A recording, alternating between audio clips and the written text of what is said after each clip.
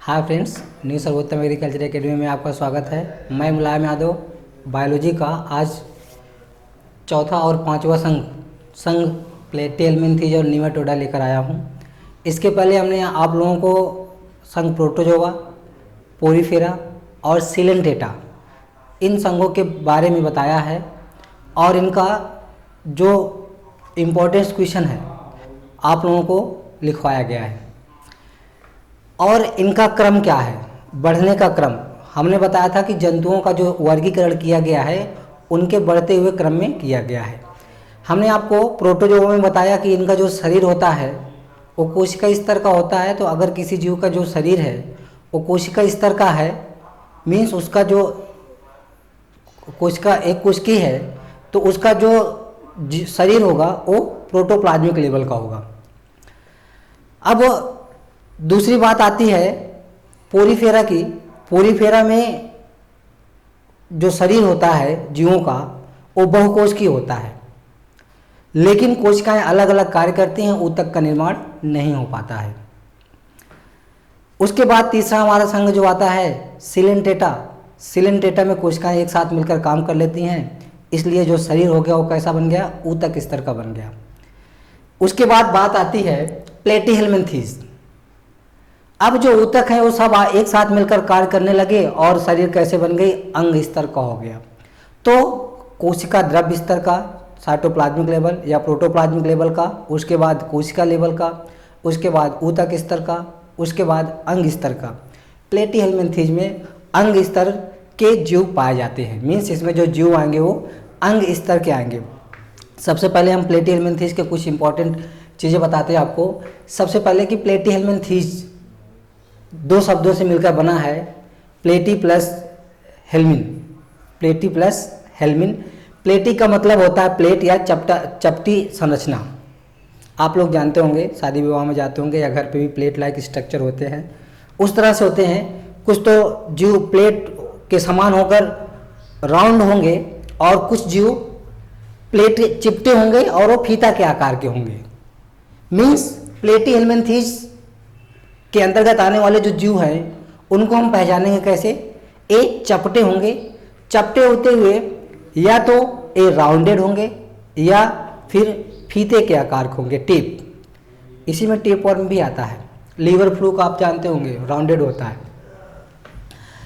अब प्लेटीहेल्मिन्थीज शब्द एक वैज्ञानिक थे, गेगेनबोर्न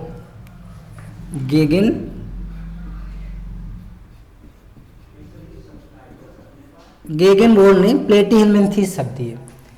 प्लेटीहेल्मिन्थीज में अभी तक लगभग 10,000 प्रजातियों को खोजा गया है। कितने? 10,000 प्रजातियों को खोजा गया है। प्लेटीहेल्मिन्थीज के अंतर्गत आने वाले सभी जंतु प्रायः अंतःपरजीवी होते हैं। क्या होते हैं? अंतःपरजीवी। आप लोग मेरे साथ साथ लिखते चलेंगे, अंतःपरजीवी। अंतःपरजीवी का मतलब यह हुआ कि इंडो पैरासाइट। इंडो पैरासाइट मतलब जो पैरासाइट्स होते हैं। What is parasites?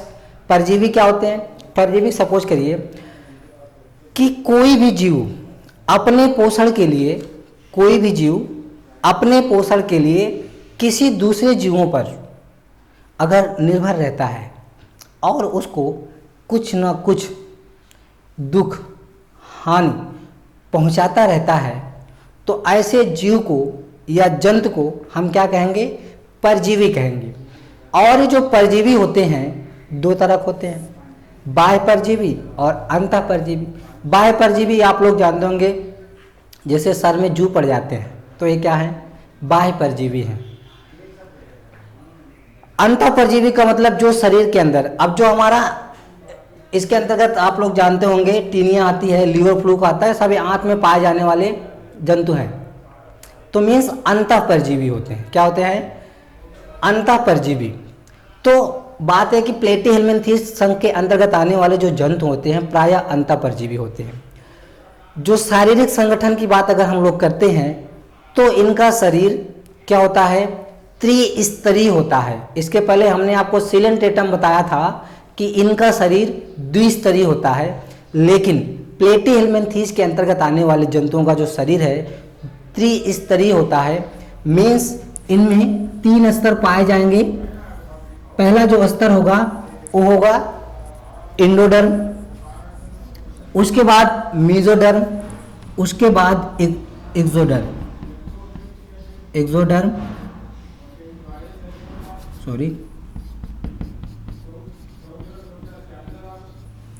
मेसोडर्म, और तीसरा है एंडोडर्म।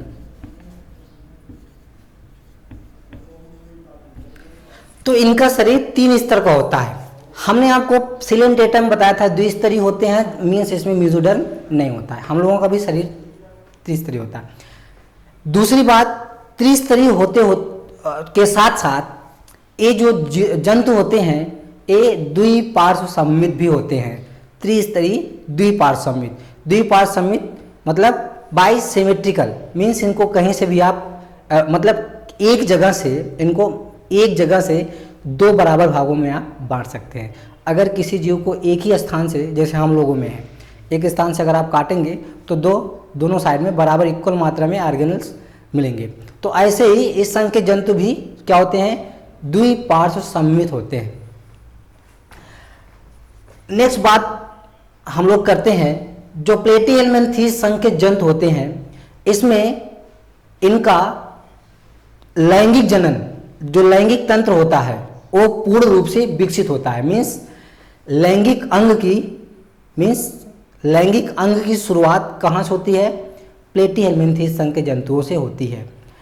तंत्रिका तंत्र पाया जाता है लेकिन सरलतम होता है। तंत्रिका तंत्र पाया जाता है, सरलतम होता है। तंत्रिका तंत्र जिसको हम लोग नर्वस सिस्टम कहते हैं, तंत्रिका तंत्र की शुरुआत कहाँ से हुई है, संघ सिलेंटेटा से हुई है। सिलेंटेटा में भी सरलतम तंत्रिका तंत्र पाया जाता है। प्लेटिहेल्मिन्थेस में तंत्रिका तंत्र पाया जाता है, लैंगिक अंग पूरी तरह से विकसित होते हैं। अब अनुपस्थित क्या क्या होता है, एक तो इनका शरीर हमने बताया तो राउंडेड होता है या फिर फीता के आकार का होता है, खंडित भी हो सकता है और बिना खंड के भी होते हैं, कोमल होते हैं।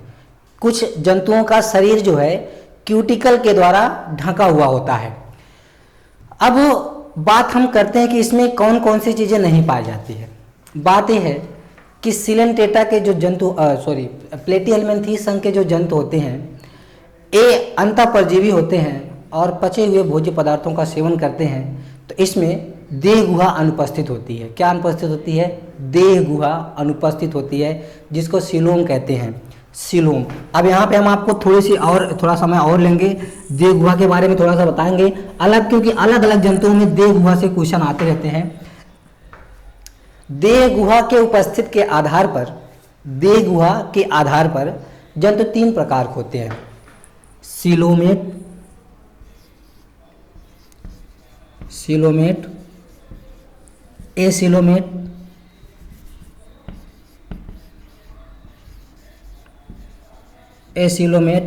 और स्यूडोसीलोमेट।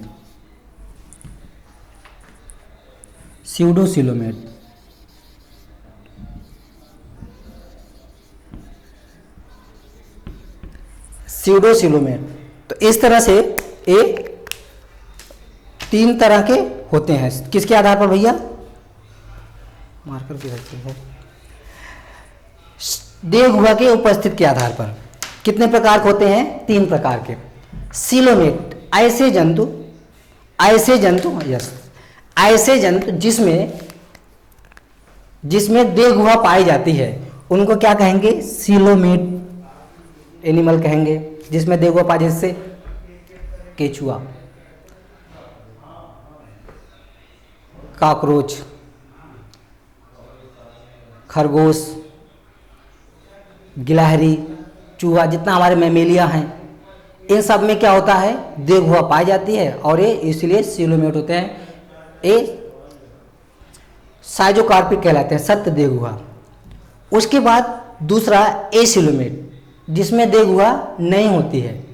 अब देह गुहा किसमें किसमें नहीं होगी, हमने आपको बताया था देह गुहा नहीं पाई जाती है, किसमें, प्रोटोजोआ में नहीं पाई जाती है। देखिए सिलेंटेटा में पाई जाती है, जिसको सिलेंट्रान कहते हैं। इसके अलावा पोरीफेरा में पाई जाती है, जिसको स्पंजन कहते हैं। लेकिन टीनिया में पुनः नहीं पाई जाती है। तो अमीबा, पैरामीशियम और टीनिया के जंतु क्या होते हैं, एसिलोमेट होते हैं, देगुआ अनुपस्थित होता है। इसके बाद हम लोग बात करते हैं स्यूडोसिलोमेट, मीन्स जिसमें देगुआ तो पाई जाती है लेकिन वो असत्य होती है। क्या होती है, असत्य देगुआ, जैसे हमारा एस्कैरिस। अभी हम लोग बात करेंगे निमेटोडा में एस्कैरिस। तो इस तरह से जो देगुआ है कि उसके आधार पर 3 तरह के जंतु होते हैं। देगुआ प्लेटीहेल्मिन्थीज में क्या होती है, अनुपस्थित। जनन तंत्र पूर्ण विकसित। अब अनुपस्थित क्या क्या होगा, आहार नाल अनुपस्थित होता है, पाचन तंत्र अनुपस्थित होता है, श्वसन तंत्र अनुपस्थित होता है, जनन तंत्र पूर्ण विकसित होता है, तंत्रिका तंत्र पाया जाता है और सरलतम होता है। इसके साथ साथ में उत्सर्जन तंत्र भी अनुपस्थित होता है, रक्त परिसंचय तंत्र अनुपस्थित होता है। मीन्स अगर देखा जाए श्वसन तंत्र, पाचन तंत्र, उत्सर्जन तंत्र, रक्त परिसंचय तंत्र, ये सब क्या होते हैं, अनुपस्थित होते हैं। पाया क्या क्या जाता है, जनन तंत्र पूर्ण विकसित होता है, जनन तंत्र पूर्ण विकसित होता है। यहाँ तक कि जो टीनिया है उसमें लगभग 800 खंड होते हैं और प्रत्येक खंड में मेल और फीमेल जनन तंत्र पाए जाते हैं, रिप्रोडक्टिव सिस्टम। तो जनन तंत्र पूर्ण विकसित होता है। तो यहाँ तक ये बात हुई। अब बात हम लोग करें अगर जनन की, जनन प्रायः लैंगिक होता है। प्लेटीहेल्मिन्थीज संघ के जंतुओं में जो जनन होता है वो प्रायः लैंगिक जनन होता है। अगर क्वेश्चन पूछा जाए कि प्लेटीहेल्मिन्थीज संघ के जंतुओं में जनन कैसा होता है, तो लैंगिक जनन होता है। अब हम लोग बात करते हैं प्लेटीहेल्मिन्थीज संघ के जो जंतु होते हैं उनका वर्ग। तो इसके अंतर्गत 3 प्रकार, जो प्लेटीहेल्मिन्थीज है उसको 3 वर्गों में बांटा गया। कितने वर्गों में भैया, 3 वर्ग। अगर आपसे पूछा जाए कितने वर्ग में इसको बांटा गया है, 3 वर्ग। टर्वेलेरिया, ट्रेमेटोडा और सिस्टोडा। टर्वेलेरिया, ट्रेमेटोडा और सिस्टोडा, 3 वर्गों में इसको बांटा गया है। जो हमारा टर्वेलेरिया है, टर्वेलेरिया के अंतर्गत प्लेनेरिया और म्यूजोस्टोमा आता है। बात है कि आपसे क्वेश्चन पूछा जाएगा कि किस जंतु का क्या वर्ग है, तो वर्ग आप याद रखेंगे। जैसे आपसे पूछा गया कि प्लेनेरिया किस वर्ग के अंतर्गत आता है, तो किस में आएगा, टर्वेलेरिया में। अब इसकी इंपॉर्टेंस क्या है, इसमें टर्वेलेरिया जो है, एक तो सबसे बड़ी बात है इसमें पुनरुद्भवन की क्षमता बहुत ज़्यादा होती है। टर्वेलेरिया संघ के अंतर्गत आने वाले जो जंतु होते हैं पुनरुद्भवन की क्षमता सबसे ज़्यादा होती है। इसमें चूसक अनुपस्थित होता है, बहुत इंपॉर्टेंट है। इसमें चूसक पाया जाएगा, इसमें पाया जाएगा, लेकिन इसमें चूसक नहीं होगा। आपको मैं बताऊं, जो हमारे एंडोपैरासाइट्स होते हैं उसमें चूसक लगे होते हैं, जिसके द्वारा वो हाथ से चिपक कर या जिस अंग से में वो प्रभावित, जिस अंग को प्रभावित करते हैं उससे चिपक कर उसे पदार्थों को सक करते रहते हैं। तो चूसक इसमें अनुपस्थित होता है टर्वेलेरिया में। अब बात आती है ट्रिमेटोडा, इसमें चूसक पाए जाते हैं। ट्रिमेटोडा में लीवर फ्लूक और लीवर फ्लूक होता है और पॉलीस्टोमम, लीवर फ्लूक और पॉलीस्टोमम, ये 2 आते हैं। इसके बाद सिस्टोडा का आता है, बहुत इंपॉर्टेंट है। क्वेश्चन पूछा जाता है कि टीनिया का वर्ग क्या है, और यूपी कैडेट में कई बार आया है। मेरे जितने भी यहाँ पे पीछे के लेक्चर हैं आप लोग सारे लेक्चर देखिएगा, उसके बाद क्रमशः देखिएगा तो आपके समझ में ज़्यादा आएगा। और यूपी कैडेट की दृष्टि से इसके अलावा जितने भी ICR के या कृषि विश्वविद्यालय के प्रवेश परीक्षाएं होती हैं उसमें जो भी बायोलॉजी के क्वेश्चन आते हैं, लगभग 85 to 90% संभावनाएं आती हैं होने की इन सब क्वेश्चन की। तो अगली बात हम लोग करते हैं, जो टीनिया का जो वर्ग है वो क्या है, सिस्टोडा। टीनिया अंतःपरजीवी है और टीनिया का जो पोषद है, इसके 2 पोषद होते हैं। कौन कौन से, एक तो मनुष्य होता है स्वयं में और दूसरा सुअर होती है। प्राथमिक पोषद मानव, दूसरा सुअर होता है, 2 होस्ट होते हैं। इसके अलावा अगर हम पूरे संघ की बात करें तो संघ के जंतु द्विलिंगी होते हैं या तो उभयलिंगी होते हैं, या तो द्विलिंगी होते हैं या उभयलिंगी होते हैं। टीनिया का जो इस सिस्टोडा के अंतर्गत आने वाले जो जंतु होते हैं, इनका शरीर खंडों में डिवाइड होता है और जिसको स्ट्रोबिला कहा जाता है।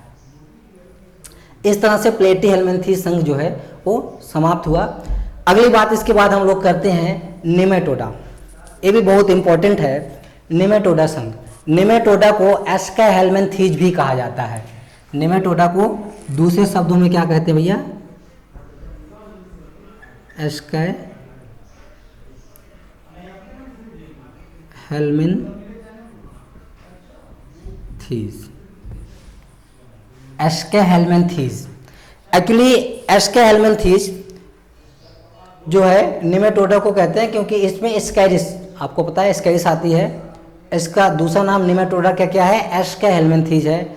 निमेटोडा के बारे में सबसे पहले लिनियस ने निमेटोडा को क्रीम समूह कहा। लिनियस ने, आप लिख लेंगे, लिनियस ने निमेटोडा को क्रीम समूह का संघ कहा। उसके बाद रुडोल्फी, रुडोल्फी ने